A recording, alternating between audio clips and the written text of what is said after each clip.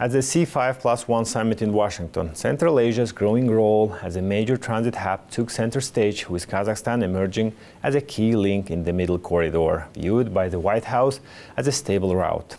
Experts say the format may soon expand to include South Caucasus nations, Azerbaijan, Georgia, and Armenia, as a natural extension of this trade corridor. U.S. companies, meanwhile, are also looking to strengthen the region's logistics networks through innovation, from digital tracking system as to AI-driven solutions aimed at making trade more transparent and secure. Right after the summit, my colleague Balzhan Samigulina spoke with assistant professor from Nazarbayev University to discuss this and other results of the meeting.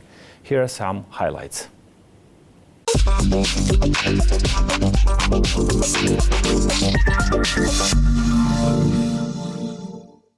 Professor Nafi, thank you very much for joining us as we follow right now the immediate aftermath of the C5+1 meeting in Washington between the Central Asian leaders and American President Donald Trump. How do you think, with now new place of Central Asia in the foreign policy of the United States, do you think Central Asia function as an economic partner right now more with a geopolitical pivot for the United States? I think right now the U.S.'s main focus for Kazakhstan is definitely economics.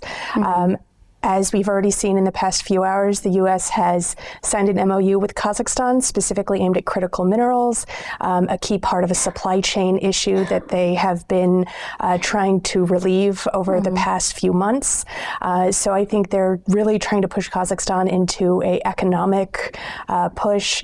Also with transportation issues, I know that the U.S. has already been involved a lot with working with Kazakhstan in the more geopolitical sphere, but also as is trying to get goods from one place to the other and trying to make sure supply chains are working. So there's a really big push economically, both as a geopolitical economic partner, but also as a supply chain partner. Yes, now we have agreements reached up to $17 billion in different fields, including the critical raw materials. How do you think where these agreements will go on and how it will be impactful for Kazakhstan in particular?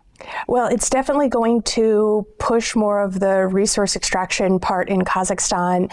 We already foresaw this coming. The fact is the U.S. needs these materials, and I think the critical minerals are, at least for right now, going to be the main focus. However, there are agreements already in place with the U.S. and Kazakhstan in terms of digital interactions, as well as for transportation and export of goods from the U.S. into Kazakhstan for things like trains and for freight industry. What next step do you think Washington will take in our region, especially during the presidency of Donald Trump? Well, I mean, there's still stuff going on this weekend, so I imagine there's going to be more talks in the area. I know there's more development in the area of transportation. There's the potential for the aviation industry. I think there's also a lot more digital that we're going to see. There's a lot more work. Amazon's invested now in Kazakhstan, and so there's an entire digital infrastructure that I know President Tokayev is pushing very, very hard these days, and I think Washington is very receptive to it in some of their ideas, and so I think you might see the potential for more work in terms of, Kazakhstan wants to build a center for data and AI, and I think that Washington's going to play a big role in sort of training and helping development here, and it's going to also help the U.S. So I feel like that's going to be the other big area. So critical minerals and digital spaces, as well as transportation, but I wouldn't really call that a new space that the U.S. has been involved in Kazakhstan. If to look at the results of this summit, as well as two side meetings between President Trump and President Tokayev, I think it's a quite win-win for both sides. And how would you highlight the results of these meetings in Washington right now? What's the biggest diplomatic win for Kazakhstan? I think this is a win for Kazakhstan's ability to keep their critical mineral industry spread out across countries. It's a big win for a country that's looking to invest a lot of money and to take a lot of money and to pay a lot of money to Kazakhstan for these minerals. So there's a lot of benefits that Kazakhstan's going to take from it. So I think for Kazakhstan, they're like, this is a great opportunity to build a relationship that may have been seen as kind of waning since, previously was strongly security related with most of the economic reliance on the Tengiz-Chevroil deal. And so this is rebuilding back up those economic relationships. The U.S. had fallen out of top #1 investment in Kazakhstan over the last couple years. And I foresee that Kazakhstan sees this as a win, as growing that relationship, having this, you have U.S., you have Europe, have China, as well as Russia, who's been a long-term partner of the country. So for Kazakhstan's long-term foreign policy goals and economic goals, I think this was definitely a win.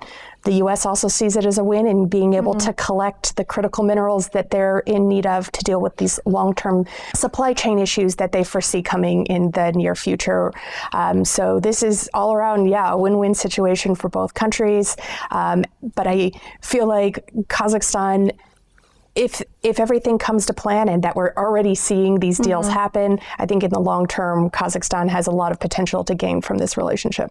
Kazakh, as well as American officials, including Secretary of State Marco Rubio, said that this is a new era of relations between the U.S. and Kazakhstan, as well as Central Asia.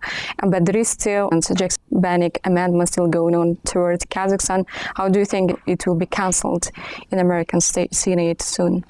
Well, with this growing relationship, I think there's the potential to see it canceled. This is actually not the first time it's come up. It's happened. There has been proposals. Yeah, there's been proposals multiple times. I think there's a realization that some of these sort of older policies based on historical relations are long overdue to be repealed. So, and there's also there's a new understanding and a new of both Kazakhstan and maybe the Central Asian region as a whole. So I think we're going to see those shifts happen. And I hopefully from this, we're going to see that repealed finally. Yes, last but not least, now analysts suggest if Donald Trump will be coming to Kazakh with his visit. Do you think that's going to happen? Well, we'll see. I would be very interested to see him actually come to Kazakhstan. I think this leads to a lot of potential. Like I said, the U.S. has a great need for these critical minerals. And if this relationship grows the way it is and they do what Trump wants him to do, it's very possible he might make a trip here in order to really solidify this growing relationship. Thank you very much, Professor Nafi, for joining us. Thank you. Thank